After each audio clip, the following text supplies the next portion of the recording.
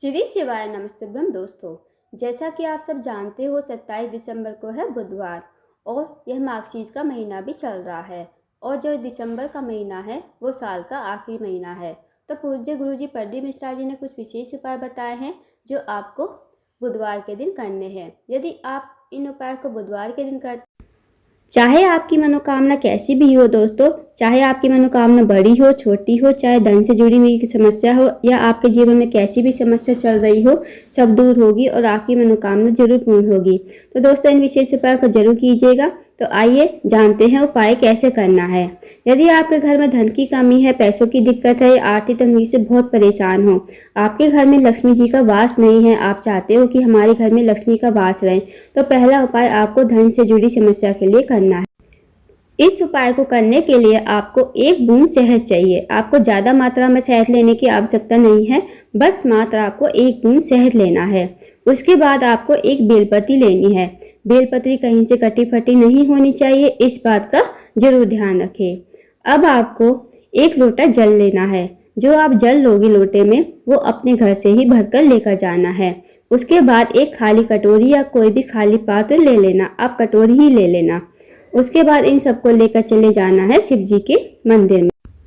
अब जो आपने बेलपत्र लिया है और शहद लिया है 1 बूंद, बेलपत्र की जो तीनों पत्ती होती है उनका जो मिलाप होता है, जहाँ पर मिलती है वो जो 2 पत्ती होती है उनके बीच में डंडी जाती है, वहाँ पर आपको जो शहद लिया है आपने, वो शहद आपको बेलपत्री की जो 2 पत्ती होती है, पत्ती के पास ही एक डंडी जाती है लंबी सी, वहाँ पर आपको शहद लगा देना है। फिर आपको इसे माता अशोक सुंदरी के स्थान पर श्री शिवाय नमस्तुभ्यम कहते हुए समर्पित कर देना है। अब माता अशोक सुंदरी का स्थान जब हम शिव जी पर जल समर्पित करते हैं, जहाँ से जल जलाधारी से नीचे बहकर गिरता है, वहाँ पर आप देख रहे हैं मोटी सी लाइन होती है नाग देवता की तरह बनी हुई, वही माता अशोक सुंदरी का स्थान होता है। तो वहाँ पर आप श्री शिवाय नमस्तुभ्यम कहते हुए बेलपत्र को समर्पित कर दोगे। इसके बाद आपको जो 1 लोटा जल लिया है, आपको फिर शिवलिंग के ऊपर ये 1 लोटा जल श्री शिवाय नमस्तुभ्यम कहते हुए जल समर्पित करना है। और जब जल नीचे बहकर आएगा तो आपको जलाधारी से जैसे जल नीचे बहकर आएगा तो आपको कटोरी लगा देनी है ताकि जल जो है कटोरी में आ जाए। फिर आपको महादेव से प्रार्थना करनी है। आपके घर में धन से जुड़ी हुई कोई समस्या है, आर्थिक समस्या है, या आप 1 पैसा कमाते हो आपका 1.25 पैसा खर्च हो जाता है, आपका पैसा बीमारियों में लग रहा है, तो ऐसी मनोकामना करना, विनती करना महादेव से। फिर आपको इस कटोरी में जो जल लिया है उस कटोरी को लेकर आप घर आ जाओगे और बेलपत्र जो माता अशोक सुंदरी के स्थान पर जो बेलपत्र चढ़ाया है ना दोस्तों, वो भी आपको घर लेकर आना है। अब क्या करना है, आपके पास जो कटोरी में जल है वो आपको पूरे घर में छिड़क देना है श्री शिवाय नमस्तुभ्यम कहते हुए। और जो बेलपत्री माता अशोक सुंदरी के स्थान पर से लेकर आए हो वो आपको अपनी तिजोरी में, जहाँ भी आपके पैसे वगैरह ज्वेलरी वगैरह रखते हो वहाँ पर रख देना। हाँ, एक बात हो, यदि आपका व्यापार नहीं चल रहा, व्यापार में बढ़ोतरी नहीं हो रही या आपके परचूने की दुकान है, कोई सी भी दुकान है, तो आप इसे गले में भी रख सकते हो। इस बेलपत्र को गले में रखने से आप उपाय तो वैसे ही करोगे जैसे बताया है। इस उपाय को मतलब इस बेलपत्र को गले में रख देने से आपके जो भी ग्राहक हैं वो आने शुरू हो जाएंगे। यदि आपके ग्राहक नहीं आते, ग्राहक आने बंद हो गए हैं, कस्टमर आने बंद हो गए हैं, तो वो आपके ग्राहक आने शुरू हो जाएंगे। इस बेलपत्री को अपने गले में भी रख दोगे और आपको धन से। और दोस्तों एक बात का जरूर ध्यान रखना, जब आप माता अशोक सुंदरी पर बेलपत्र चढ़ाओगे ना, तब आप जो बेलपत्री की डंडी का मुख होगा वो जलाधारी की तरफ, मतलब जहाँ से जल बहकर नीचे गिरता है, डंडी का मुख उस तरफ होना चाहिए और पत्ती का मुख शिवलिंग की तरफ होना चाहिए। इस बात का जरूर ध्यान रखें। फिर आप इस बेलपत्र को घर लाकर आप कहीं भी, जहाँ भी आपके पैसे रुपए रखते हो या ज्वेलरी वगैरह रखते हो अलमारी में, वहाँ पर रख सकते हो। या आपका व्यापार नहीं चल रहा है तो उस गले में भी आप इस बेलपत्री को रख सकते हो। अब जानते हैं दोस्तों अगले उपाय के बारे में। यदि आपके घर में किसी भी प्रकार की बीमारी है या आप दवा खा खा कर परेशान हो गए हो, एक बीमारी खत्म नहीं होती तो दूसरी हो जाती है, दूसरी खत्म नहीं होती तीसरी हो जाती है, आपके घर में बीमारियां लगी रहती हैं, तो आप इस उपाय को जरूर कीजिए। आपको क्या करना है, बुधवार के दिन आपको 5 दूर्वा लेनी है। जो हरी वाली दूर्वा होती है वो 5 दूर्वा ले लीजिए। उसके बाद 1 लोटा जल लीजिए, लोटा जो है तांबे का ही लेना है। फिर आपको उसमें जो है पानी अपने घर से ही भरकर लेकर जाना है। फिर आपको एक खाली कटोरी लेकर जानी है। अब इन सबको लेकर आप पहुंच जाओ शिव जी के मंदिर में। अब शिव जी के मंदिर में पहुंचकर सबसे पहले आपने जो 5 दुर्वा ली है वो आपको माता अशोक सुंदरी के स्थान पर समर्पित करनी है। श्री शिवाय नमस्तुभ्यम कहते हुए आप 5 दुर्वा जो है माता अशोक सुंदरी के स्थान पर समर्पित कर दोगे। उसके बाद 1 लोटा जल जो आप लेकर आए हो वो शिवलिंग के ऊपर श्री शिवाय नमस्तुभ्यम कहते हुए समर्पित करोगे। अब जो भी आपके घर में व्यक्ति रोगी है, बीमार है, उसका नाम लेना और गोत्र जरूर बोलना। और जो आपने शिवलिंग पर जल चढ़ाया है 1 लोटा जल, जब शिवलिंग से जल नीचे बहकर जाएगा तो वहां पर आप एक कटोरी लगा देना नीचे, ताकि जल जो है कटोरी में आ जाए। फिर आपको 5 दुर्वा और जो जल लिया है कटोरी में उसे लेकर घर आ जाना है। अब इस कटोरी को, जो कटोरी का पूरा जल है, आपको अपने घर में छिड़क देना है कुंदकेश्वर महादेव का नाम लेकर। दोस्तों इस बात का ध्यान रखना, आप बीमारी के लिए कर रहे हो तो कुंदकेश्वर महादेव का नाम लेकर इस जल को पूरे घर में छिड़क दोगे। अब जो आपके घर में जो भी व्यक्ति रोगी है, बीमार है, या उसे मेडिसिन नहीं लग रही, मेडिसिन खा खा के परेशान हो गया है, तो उसे जो 5 दुर्वा आप लेकर आए हो माता अशोक सुंदरी के स्थान से, वो आपको एक एक दुर्वा 5 दिन लगातार कुंदकेश्वर महादेव के नाम से खिलानी है। सुबह खाली पेट, उसे कुछ नहीं खाना, सुबह खाली पेट 1 दुर्वा आपको उसे खिलानी है कुंदकेश्वर महादेव का नाम लेकर। इस बात का जरूर ध्यान रखें। इस दुर्वा को खाने से उसकी जो भी व्यक्ति आपके घर में बीमार है या कोई दवाई नहीं लग रही है, वो धीरे धीरे रोग मुक्त हो जाए। दोस्तों इस विशेष उपाय को जरूर कीजिएगा। अब जानते हैं अगले उपाय के बारे में।